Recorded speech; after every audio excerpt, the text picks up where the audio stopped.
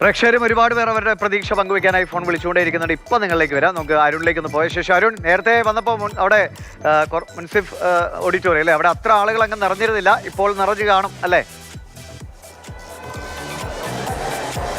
ദിവിഷേ, ഞാൻ വാക്കുകളൊന്നും പറയുന്നില്ല. അനീഷേട്ട അതൊന്ന് കാണിച്ചു കൊടുത്തേക്കൂ.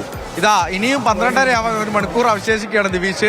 ഇതാണ് ഞാൻ നേരത്തെ പറഞ്ഞത്, ആ വാക്ക് പാലിച്ചിട്ടുണ്ട്. എന്തായാലും ഇതാണ് ആ കാഴ്ച എന്ന് പറയുന്നത്. ദിവിഷേ, ഞാൻ ഒറ്റ ഒരു കാര്യം എൻ്റെ ജീവിതാനുഭവത്തിൽ നിന്ന് പറഞ്ഞോട്ടെ. ഈ ആരാധകരൊക്കെ എന്ന് പറയുമ്പോൾ എൻ്റെ വ്യക്തിപരമായ ഒരു ജീവിതത്തിലെ അനുഭവം കൂടി ഞാനൊന്ന് പറഞ്ഞിട്ട് പോയിക്കോട്ടെ എന്ന് ആരാധകർക്ക് ബോറടിപ്പിക്കാറ് പെട്ടെന്ന് പറയാം. 2006 ഞാൻ 2002 ലോകകപ്പാണ് കാണാൻ തുടങ്ങി. 6 ലോകകപ്പ് തുടങ്ങുമ്പോൾ ഞാൻ അർജന്റീനയുടെ ഭ്രാന്തമായ ഒരു ഫാനായിരുന്നു. അന്ന് ഞാൻ പറഞ്ഞു, ഞാൻ ഇനി സ്കൂളിലേക്ക് പോകുന്നില്ല, എനിക്ക് ജേഴ്സി വേണം, അർജന്റീനയുടെ ജേഴ്സി, റിക്കോൾമിയുടെ ജേഴ്സി. ഞാൻ സ്കൂളിൽ പോകില്ല. അന്ന് അച്ഛൻ എന്നോട് പറഞ്ഞു, സ്കൂളിൽ പോയിക്കോ, ജേഴ്സി എനിക്ക് തരാമെന്ന് പറഞ്ഞു. അന്ന് ഞാൻ സ്കൂൾ വിട്ട് വൈകുന്നേരം അച്ഛൻ എന്നെ പിക്കപ്പ് ചെയ്യാൻ വന്നപ്പോൾ എൻ്റെ കയ്യിൽ ഒരു റിക്കോൾമിയുടെ ജേഴ്സി ഉണ്ടായിരുന്നു. അത് കഴിഞ്ഞു സാവിയോള ഉണ്ടായിരുന്നു, ക്രസ്പോ ഉണ്ടായിരുന്നു, അയാളെ ഉണ്ടായിരുന്നു. അത് ആ കാലങ്ങളൊക്കെ നമ്മൾ പോയി. ഒരുപാട് വേദന അർജന്റീന ആരാധകർ അനുഭവിച്ചു. ലയണൽ മെസ്സി വരുന്നു. ലയണൽ മെസ്സി ഒരു ഇതിഹാസമാണ്, ഒരു പ്രതിഭാസം സൃഷ്ടിക്കുമെന്ന് പറയുന്നു. പക്ഷെ അവിടെയും വേദനകൾ വരുന്നു. 2014 ലോകകപ്പിലെ നഷ്ടം, 16 2 തവണ നമുക്ക് കോപ്പ അമേരിക്ക നഷ്ടം വന്നു. ആ വേദനകളൊക്കെ കണ്ടു വളർന്ന ഇവരെല്ലാവരെയും പോലത്തെ ഒരു അർജന്റീന ഫാനാണ് ഞാൻ എന്ന് പറഞ്ഞു. അർജന്റീനയിലേക്ക് മാത്രം ഒതുങ്ങുന്നതല്ല, എൻ്റെ അനുഭവം പറയാണ്. പക്ഷെ പിന്നീട് നമുക്ക് കിട്ടിയ എന്താണെന്ന് നോക്കൂ. അതാണ് ഫുട്ബോളിന്റെ മനോഹാരിത.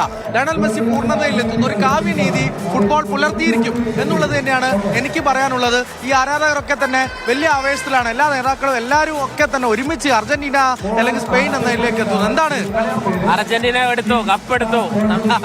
സ്പെയിൻ ആരാധകരൊന്നും ഇല്ല ഇവിടെ.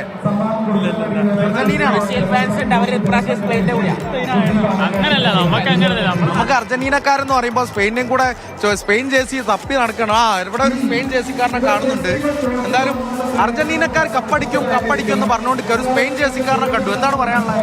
സ്പെയിൻ തന്നെയാണോ അതോ കമ്മിറ്റിയാണോ, മറ്റേ സാമ്പാർ മുന്നണിയാണോ?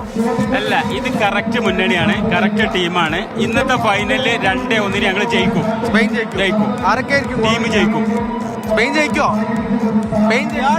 അർജന്റീന ജയിക്കും. അർജന്റീന ജയിക്കും, സ്പെയിൻ ജയിക്കും എന്ന് പറയുന്നുണ്ട്. ഈ ആരാധകരൊക്കെ നമ്മൾ പറയുന്നുണ്ട്. ആരാധകരോട് ഒരു ചെയർ എടുക്കാൻ ഞാൻ പറയാം.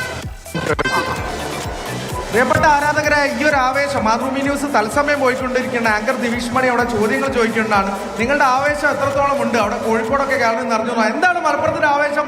ഒന്ന് ജസ്റ്റ് ഒന്ന് കാണിച്ചു കൊടുത്തേക്കോ.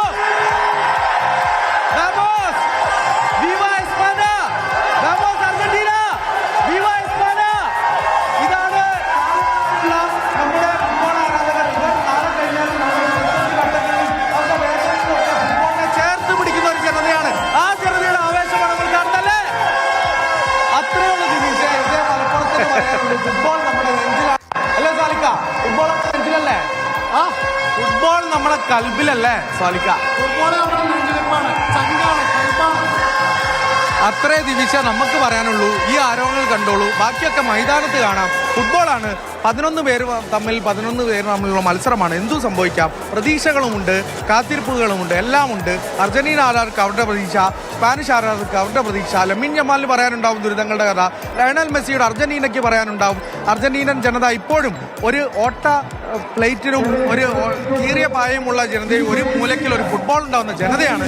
അപ്പോൾ അവർക്കൊക്കെ അവരുടെ പ്രതീക്ഷകളുണ്ടാവും. ബാക്കിയെല്ലാം മൈതാനത്ത് കാണാം എന്ന് മലപ്പുറത്തുകാരുടെ മുഹബത്ത് ബാക്കി വയ്ക്കുന്നുള്ളൂ. മലപ്പുറത്തുകാരെ കണ്ടു ഒരു കളത്തിൽ വീണാൽ എങ്ങനെ കളം പിടിക്കണമെന്നാണ് അരുൺ അമർനാഥ് നമ്മളോട് കാണിച്ചു തന്നത്. അവിടുത്തെ ആളുകളുടെ ഒരു ആരവം വമോസ് അർജന്റീന എന്ന ശബ്ദത്തിന് കൂടുതൽ പ്രകമ്പനമുണ്ട് എന്ന് തോന്നുന്നു. എന്തായാലും